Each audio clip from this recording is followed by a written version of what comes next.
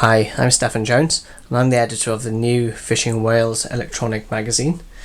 And in this issue of the easing, we're covering springtime trout fishing, and I'm now going to talk you through and tie you through two of the patterns that have always served me very well, be it the early part of the season or actually any part of the season. They're pretty generic patterns throughout the season, really. But they've both served me very well. One's a nymph pattern and the other is a merger or a dry fly pattern. I'm going to start you off with the nymph pattern. I've got some olive unithread 8/0 tying silk. I've then got some Knappik barbless hooks, the size 16. I'm actually using the dry fly, even though they're going to be nymph hooks, but it just depends on the gauge of the metal basically, and I don't want too heavier a nymph pattern, so I'm going to opt for the dry fly version for this version of the nymph. And instead of tungsten beads, which everyone tends to run straight for, tungsten beads at the moment tends to be the very in thing to do, I'm actually going to utilise these glass beads. You get a pack, there's literally a few hundred in there, and they literally cost you maybe like a couple of pounds or so, or not even that, and you get them in a myriad of colours, as you can see. But they're very good value. But instead of going straight for a tungsten bead, which would go straight through the water layers, and the fish may not be deep down, I'm actually going to opt for one of these glass beads, which won't go too deep. So I'm just going to pop one onto this Knappik hook and tighten up the vise slightly, just to be able to accept the smaller hook. So there you go. So you can see the glass bead just resting in there now. So just offer up the thread.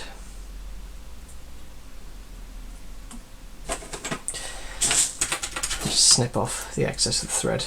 For the smaller patterns, I find these little hand snips very useful, I must say, especially if you're getting into the smaller sections, as opposed to a normal pair of scissors. So first goes the tail, and for the tail I'm going to actually use a Coq de Leon feather, which is quite a nice feather to work with, but it's got some fantastic barrings all the way down the length of the feather, which is great for the tail of a nymph. It actually emulates the tail of a nymph very well indeed. Let's just get rid of some of the excess, but you can see these bars running all the way down, so you don't need too many. Say that's perfect just there. Just draw it off, just bunch them up and offer it up to the fly. And quite often you find that the natural has quite a long tail as opposed to the length of the body, so don't be shy of letting that tail protrude quite a bit beyond the end of the fly. So it's going to just secure that down, making sure that we don't nick the thread as we do. There you go. So that's that tail just sitting there nicely.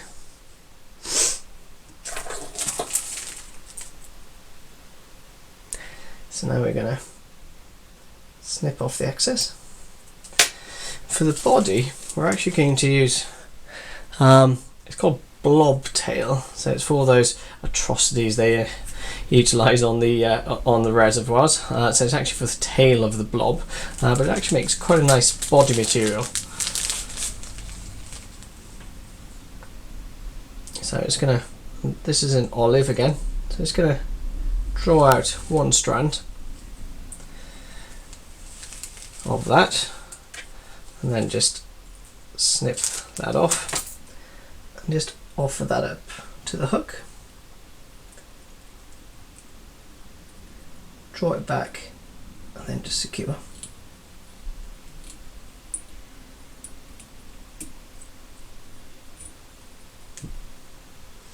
Just wind that blob tail fibre around.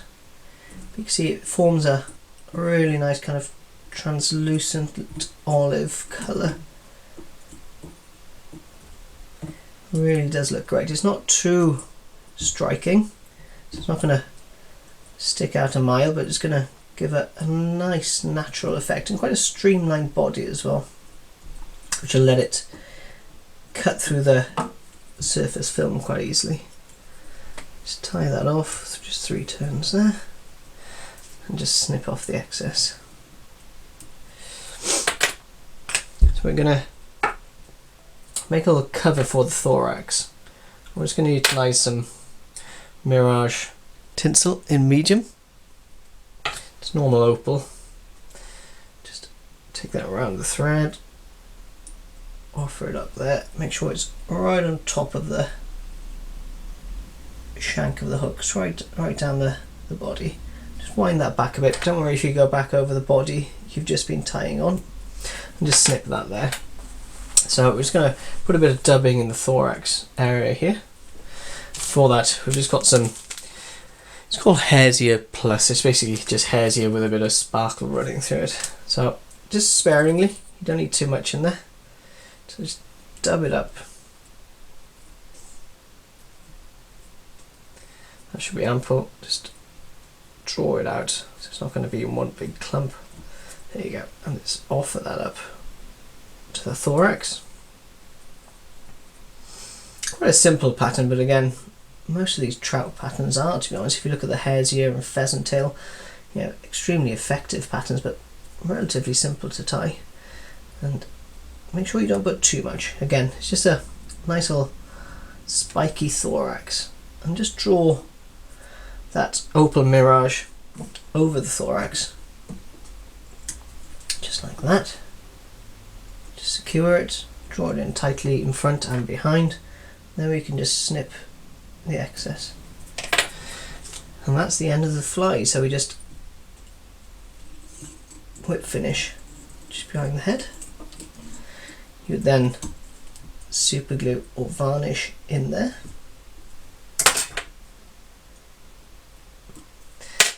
And just in that thorax section as well, we're just going to use a little brush to draw out the